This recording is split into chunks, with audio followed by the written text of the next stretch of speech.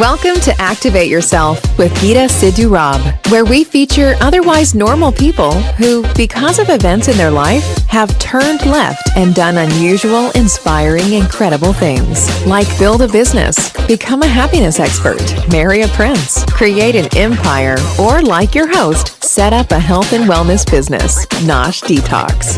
Here's your host, Sidhu-Robb.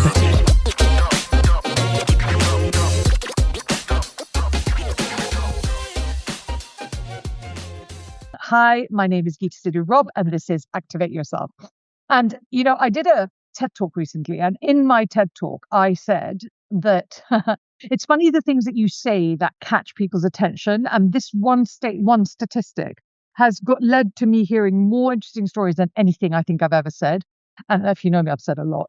And I said that crash test dummies for men were invented in 1996. And I always ask people, do you know when crash test dummies for women were invented? And no one knows because it was last year, 2025.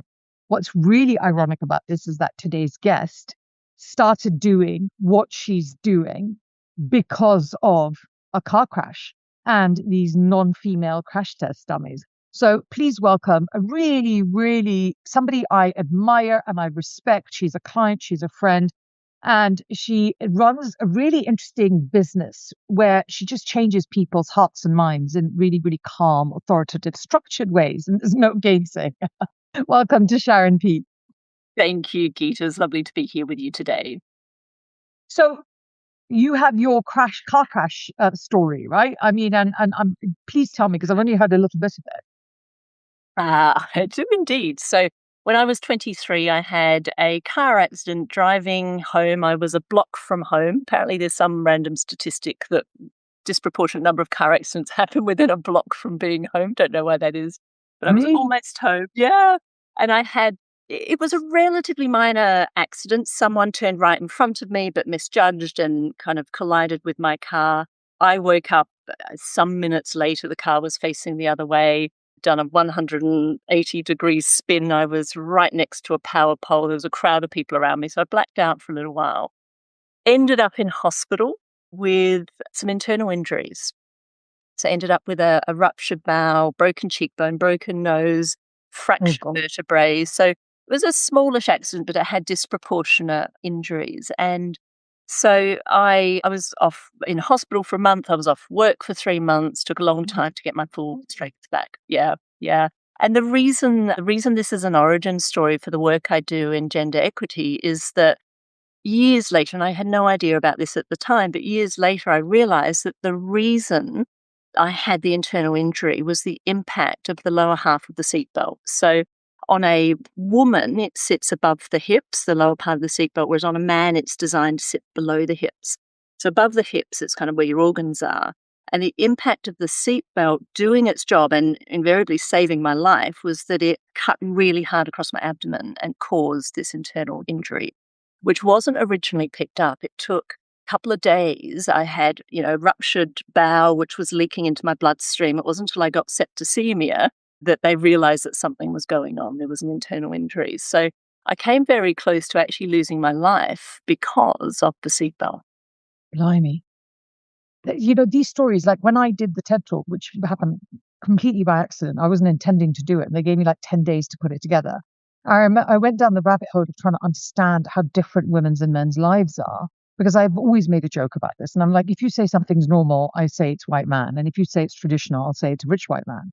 But you don't understand that until you really listen to stories like this, or the Ambien story, where they gave Ambien to women in a smaller dose than a man's dose because they never tested it on women. And the only way they found it was the wrong dosage is women were falling asleep at the wheel and crashing. And then they thought, oh, maybe we should. And you're just like, it is utterly wild that we are quoted all these things.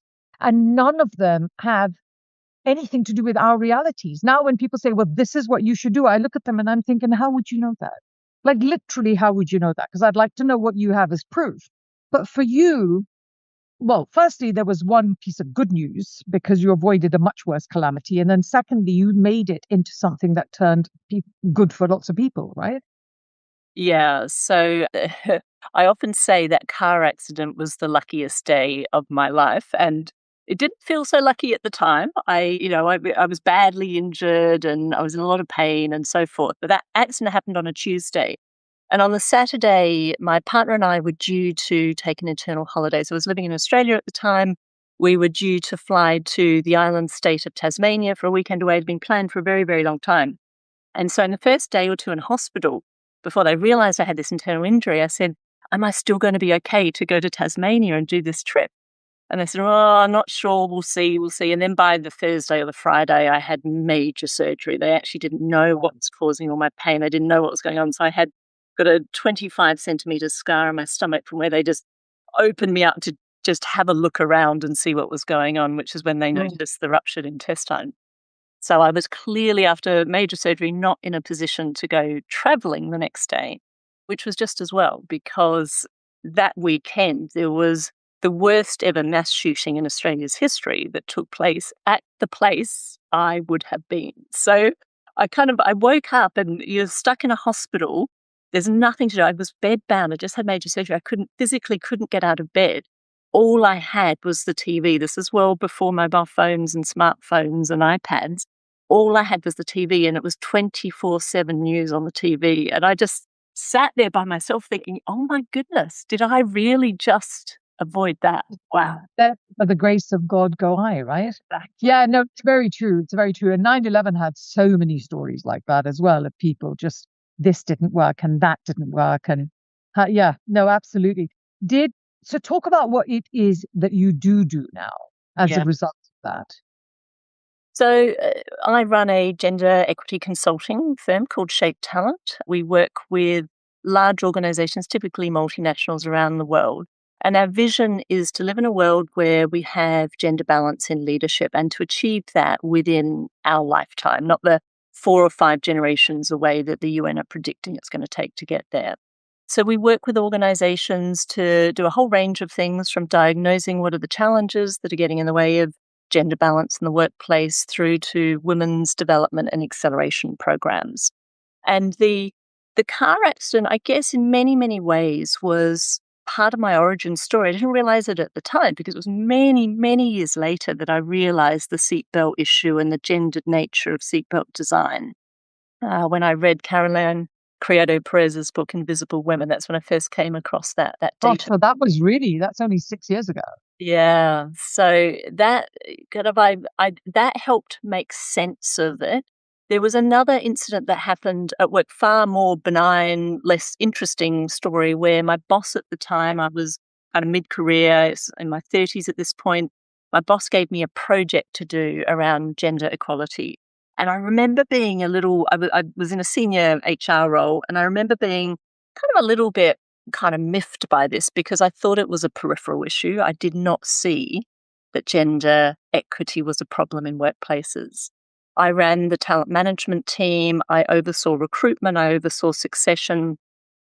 I saw no evidence of bias in the processes. I managed the processes. There was no bias as far as I was concerned.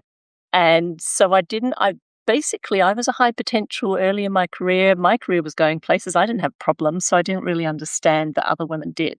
And I took on this project, and we looked at data across the global organization. We looked at recruitment, we looked at performance data, we looked at remuneration, bonuses, salary increases, all of that. And suddenly I saw there were systemic differences in the rate at which women were promoted. They didn't get promoted as much. The salary reviews weren't as good. The performance ratings weren't as good. And it wasn't just 1 or 2 locations or business units. It was around the world, happening systemically. And when I saw that, I could not unsee that. And I just thought, wow, just because I seem to be getting ahead and not having a problem, it doesn't mean that there's not a problem. And that changed so much for me. Once I saw that data, I made it my mission to figure out what was really going on. Why was this happening in an organization that I couldn't see was overtly or deliberately biased in any way? So let me stop you there for a minute, because that happens so much. When you talk to people and explain this to them, the first thing they'll point out the women that have succeeded and gone, well, it's obviously true, because look. And you're thinking, like it's like when I say to people, oh yeah, but they're just a bit racist. And people will be like, but they can't be racist. There's a brown person. And you're like, yeah, no. There's a non-threatening, non-competitive, non-everything brand person, which is a very different place to being a brand person that actually feels like you're going to get threatened with it because they could be too intelligent or whatever. That's a very different place to be, right? So what did you understand and learn and find out? So it ultimately led me to setting up the business that I run now. So not straight away. I then spent probably another 6 or 7 years working in big corporates in HR, starting to bring this lens across everything that I did until ultimately I left the corporate world as an employee and started my own consultancy. We have done research several years running now on the barriers that get in the way of women's equal representation, and we've identified 17 barriers. Wild. They break down into 3 kind of super categories. Organisational barriers, which is the biggest one. There's 10 of the 17 barriers fall into that category. So this is the barriers in the workplace, the hurdles that women experience. So it could be structural or systemic, like lack of access to the right networks and sponsors. Yeah. It could be lack of getting the right critical experiences, which are the building blocks of careers. Or it could be cultural. It could be this always-on culture that we see in organisations, the 24/7 mentality. So there's the organisational barriers. You've then got societal barriers. So these are the structural norms and cues that we all pick up over the course of our childhood and lifetime that reinforce gender stereotypes and the role of different genders in society. So gender stereotypes and the role of a mother and the role of a woman in the home is a big part of that. And then the third category is personal barriers. So you've got the organisational, societal and personal barriers. And this is how women internalize a lot of these organisational and societal barriers and the impact that has. So whether women put themselves forward for promotions or opportunities, whether women negotiate in the home around the distribution of unpaid domestic work, care work, housework, all of these things influence how we show up and the results that we get. So we've identified these 3 barriers, and our work is all about dismantling them, particularly the structural barriers, because very few of the barriers are about women ourselves and what we do and how we show up. Most of the barriers are about the systems and the society in which we live. I love that. I do think we're going to go for a quick break and then come back, and then I want to keep talking about this. UK Health Radio, the station that makes you feel good.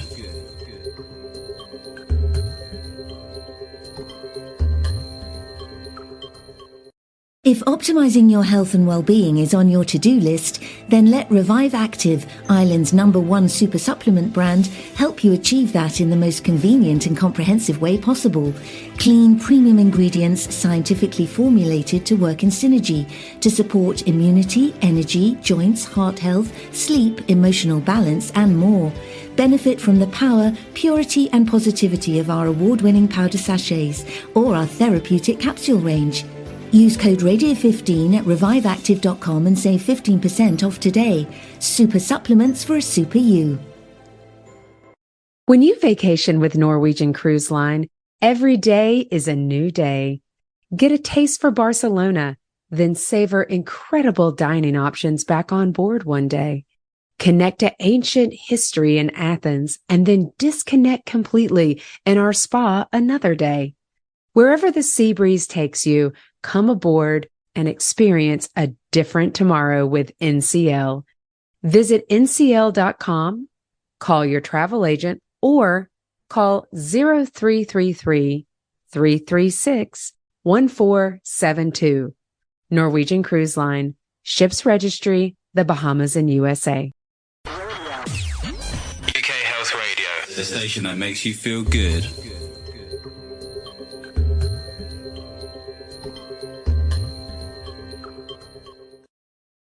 Okay, so we're back. When you look at these systemic barriers, do you ever just get cross? How do you manage the unfairness of it? That's a great question. I think I used to in the early days. I used to get really angry and annoyed. I guess my perspective now is that in order to change a system, in order to change a person, you've got to meet that person, that system where it's at.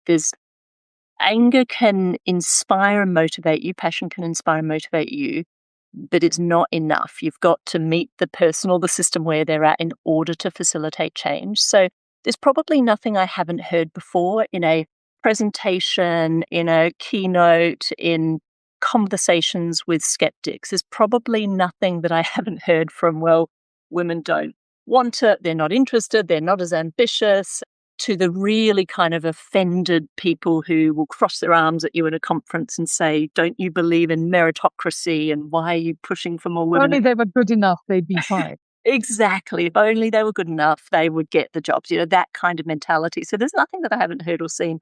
And the reality is that if you want to change people like that, you don't go in with an angry response because it gets you nowhere. You've got to understand where they're coming from. And the reality is society is getting really fatigued with the topic of gender equality. There's a lot of research that Ipsos have been doing over the last few years in conjunction with King's College London, where they survey, I think, 30 countries around the world, and people are tired of this. They think that we've achieved gender equality. They think in some cases it's gone too far. They think that men are being discriminated against now. So if you don't listen to that resistance, then actually you've got no hope of influencing people.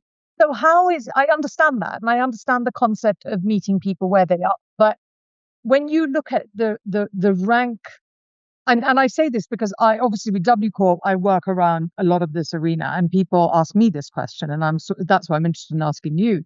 But when you can see how little has actually changed in the life of a woman, right? Then how can do you just kind of put your head down and just keep going? Personally, how do you cope? Yeah, that's a great question. I have my moments where I get... Yeah, especially also when you look at the DEI backlash, right? Which is in itself very American driven. But how do you cope? Yeah, the DEI backlash that we started to see at the beginning of 2025, it'd be brewing for a few years, but it was really catalyzed by Donald Trump's executive orders in January last year. That did make me very angry for a bit. There's no value to be gained by sharing that publicly, I think. But personally, I was irritated because it was we're seeing an erosion of gains, hard-earned gains that are achieved. And so fast. You're like, it's taken 20 years to get here and it's taken 1 year to use it. Yeah. And what we do know, and there've been lots of studies from the World Economic Forum is probably the most robust on this. So every year they do the Global Gender Gap report. We are back at pre-COVID levels in terms of gender equality gains. So we'd kind of been making progress up to kind of a few years ago, 2019, then COVID hit and we regressed. So we went from 99 years to gender parity to like 136 at one point. We'd added a whole... Yeah, I think we're now at 300, somebody said recently. Well, it depends what you're measuring. There's kind of different figures. But if you look at the World Economic Forum, I think it's 123 years in their latest report. And the UN talk about 140 years to get gender balance in leadership, so gender parity at leadership or managerial roles. So it depends what you measure. The World Economic Forum measures health outcomes, political outcomes, education, and labour force participation. So it's a much broader index. But whatever measure you use, whatever way you look at it, we're stagnating or perhaps going backwards. And that's really tough. But having said that, if we don't have hope and a sincere belief that we can change this, then it does feel a bit pointless and overwhelming. So, the work continues. To me, it's just a reminder of why this work is important, why we need to do it. Yeah, and I mean, because talking to you about purpose-driven companies, and the thing I like about you is that you have such clarity about your impetus and your push, and that you sort of take your passion and your purpose and give it a lot of scaffolding underneath it based on logic and numbers and statistics and reality. And you have always kind of said, a purpose-driven business is what you run, and the purpose doesn't necessarily change. Is there a better way that we could be doing this? Because to me, if you are going to create a structural shift, then those shifts can never be taken back. So like this whole work from home thing, for example, which changed the lives of women across the whole world, literally. It made such a big difference for us. And I started working from home when my kids were very, very young. I mean, 25 years ago, because I had a very ill child and I couldn't work from anywhere but home. And I remember the absolute offensiveness that I received as a result of working from home, because I was a lawyer and my lawyers don't work from home. And it was like, just, you can't be a very good lawyer, can you? And I remember thinking, well, I can't do that for a living. I had spent years studying to be a lawyer. I was a very good lawyer and I didn't like it at all, to be fair. But it was a way to make money. And I changed what I was doing for a living because I couldn't work from home. And so when you look at that, it's if you can, now there's a whole battle against work from home. And actually, it's not being run by people who want you to go back to the office. It's been run by landlords who have empty offices, which cost trillions to them and the banks, who then won't make loans on these. And you don't understand that until you look at the economic case against working from home, right? Because the money goes from commercial buildings into kind of, what do you call it, retail property market, and they're very against it. Yeah. So, well, I don't know where to start in all of that. So working from home, remote working is a particular passion of mine because it is one of the real barriers for women, and not just women, but any minoritized groups in the workplace. So research study after research study shows that flexible working benefits those who are the most minoritized. So particularly given women carry the lion's share of the domestic load in the household. In heterosexual relationships, at least, they're doing more of the housework, more of the unpaid caring work. So having more flexibility to fit all of that in by working from home, by working in a hybrid way is really, really important. So there is a very, very strong case for the value in terms of employee satisfaction and retention, but also productivity in remote working. So, but I absolutely agree. I think the push to get back in the office is being driven by a lot of commercial real estate firms. I mean, or companies who have these very long-term 10, 20-year leases that they have to feel they're getting some return on by having people in the office. So, so I think the future of work has to find a way of reconciling hybrid working. I've heard lots of arguments about, you need to be in the office to build culture. I reject that entirely. Oh my God, tell me more. I love it. I mean, the number of times I hear that. It is, I just think it's the biggest fallacy of all, and it is perpetuated by smart, sensible people. I am on a mission to run my business in a different way, to show that this doesn't need to be the case at all. And admittedly, my business isn't a multinational. I don't have 20,000 employees. I have a more modest team size. But we are fully remote. We've been set up fully remote from day one. It gives me many, many benefits. I have a question. When you said that, I have a client who asked me, how do I get my office in Spain to have the same message as my office in Japan, right? Isn't that the same thing as what you're talking about here when you've created a fully remote team, but everyone still needs to be connected? Yeah. So we have a charter that we have agreed as a team as to how we will work to get culture canvas. So we have agreed that in order to stay connected, in order for relationships to be more than just superficial Zoom relationships, we need to meet in person a certain number of times in a year. So everyone is recruited with this in mind. Doesn't matter where you live. We've got people from the breadth of the country, from way up north to way down south. We have a commitment that we will meet in person at least 4 times a year for a day. One of those is often an extended period for a couple of days. So we have time together. In addition, we have certain routines that help to build our culture and connections. So we have a monthly team meeting. We have a weekly check-in that help us stay connected. Part of our ritual and our routines is to do a personal and a professional check-in at the beginning of those meetings. So one thing personal, one thing professional that's going on for you, quick around the table, and we find out what's going on for people. We find out how they are. We learn things about each other. So before we get straight into work, we've got some connection. We prioritize that. We also have really good disciplines in terms of our priorities and goal setting. So the times that we meet in person are to do goal setting and then quarterly goal reviews. So everyone is on the same page with what we're doing, what we're focusing on. We reiterate those messages in the monthly team meetings and our weekly check-ins so that everyone is connected and they know what the priorities are. So no one's feeling like they're off on an island, creating their own culture, doing their own thing. So I do think it's possible to maintain the culture that you want, but you've got to design for it. You've got to have some guardrails to make sure that happens, because it won't happen by accident. You've got to do it deliberately. No, that's so good. Let's just quickly go on a break and come back and actually talk more about this. UK Health Radio, the station that makes you feel good.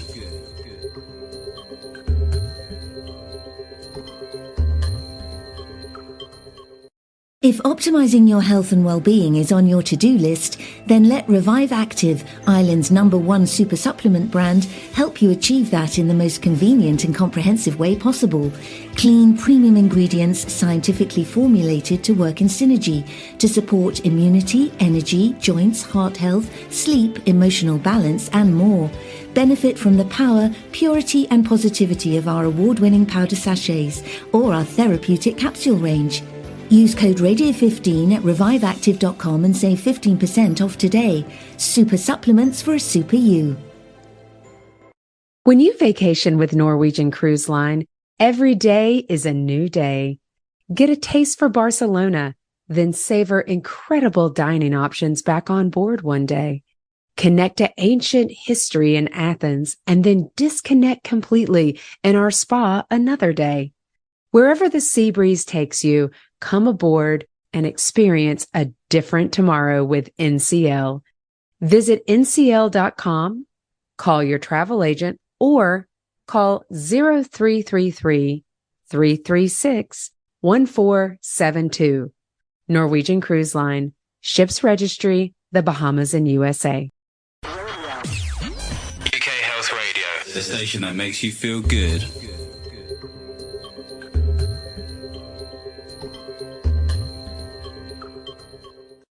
So we're back. So is that how, because there's always, somehow that story sticks in my mind where the pret-a-manger person filling the shelves should know what to say about the food in the same way the person in Pret's executive office should know. How do they translate that? So we do that, I think, largely through a goal setting and goal review processes. So we start off with kind of the key themes for the year. When we're setting our goal, we'll agree those at a leadership team.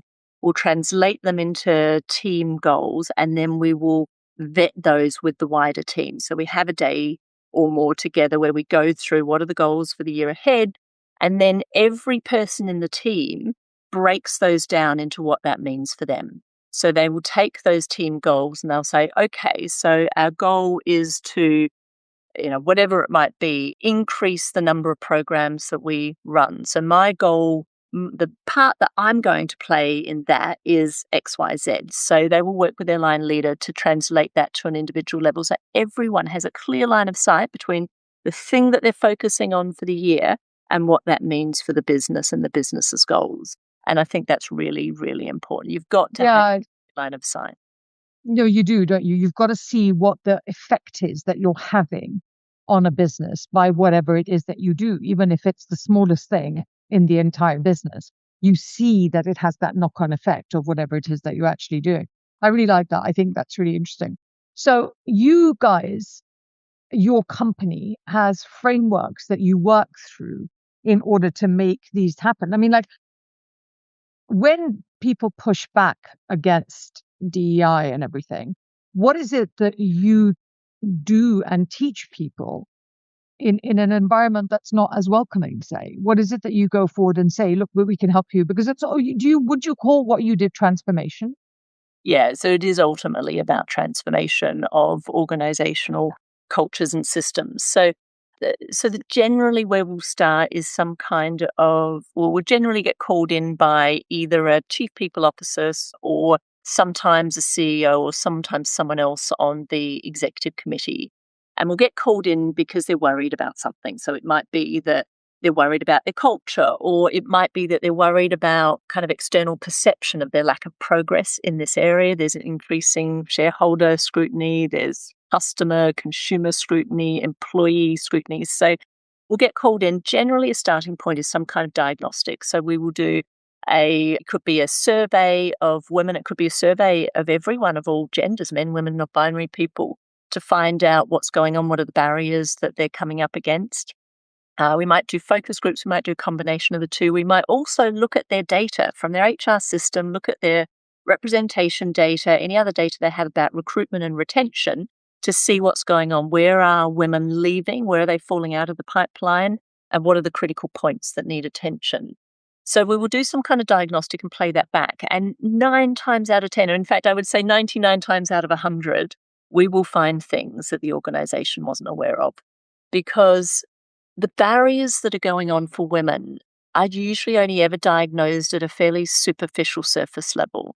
So people will come to us and they'll say, oh, I think we know what's going on. There's not enough role models. And so kind of women, don't have anyone to inspire them, or there are not enough career opportunities. But yes, that's the one I hear all the time. They get offered more money somewhere else. And you're like, oh. Yeah. And look, all of that might be true, but it's a symptom. It's not the cause. So when you get to the causes, the root causes, you realize it's because number one cause of leaving intent from our research is that women don't believe bullying and harassment are dealt with appropriately. Or if at all. Yeah, or if at all.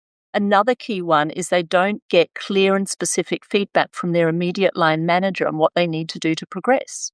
So the role of the line manager is absolutely critical in creating an environment that will either nurture and support or put off women from staying and growing within the organisation.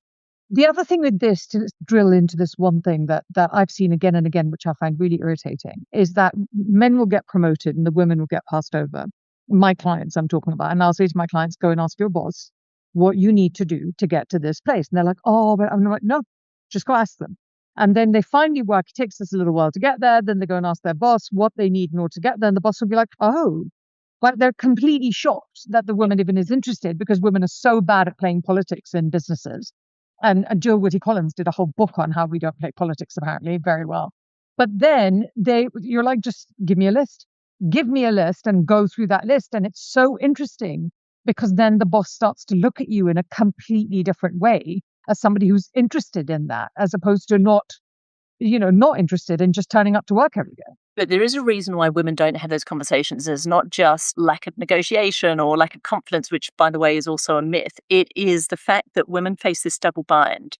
It's the likability penalty, leadership likability penalties. Yeah. So you've got a very narrow range of operating behaviours available to you as a woman. You've got to be confident enough to get on the radar of senior leaders. But if you're too confident, then, she's a bit arrogant, don't you think? You've got to be assertive enough.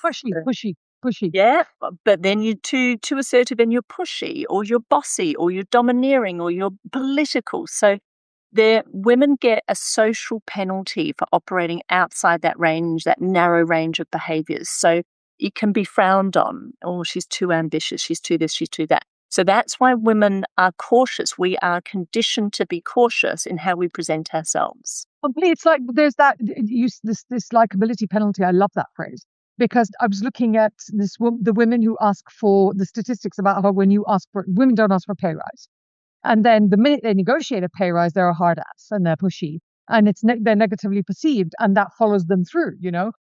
I have a client who I work with at the moment who is the top performer in her field. Literally the top performer across the entire organization of the London office of a national business. And it has been so interesting putting her quietly into a position where that has visibility while you remain humble enough as a woman to not be hated. And it's a very fine line, that you have to operate from. Yeah. Well, on that negotiation point, the research shows that women are not bad negotiators. Women are just as capable as men at negotiating, but there's a social penalty for doing it. And the way to avoid that is to negotiate on behalf of someone else. So women are expected, society, this comes back to the gender stereotypes I was talking about, societal barriers. Women are expected to be nurturing and kind and care for others. So if you go and negotiate a great deal for your team, then actually that's expected. That's rewarded, because women are acting within gender stereotypes.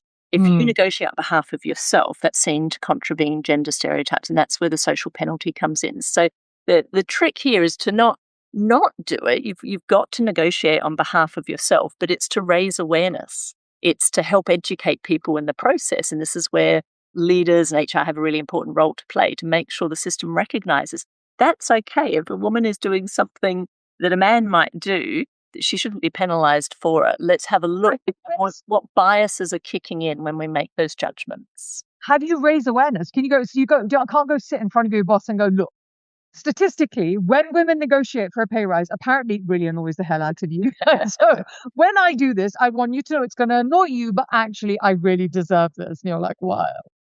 Well, so coming back to what we do in the transformation, there are 5 things that we say organizations need to create gender inclusive culture. So number 1 is you've got to know your starting point. That's the diagnostic. You've got to know what problem is in order to be able to solve it.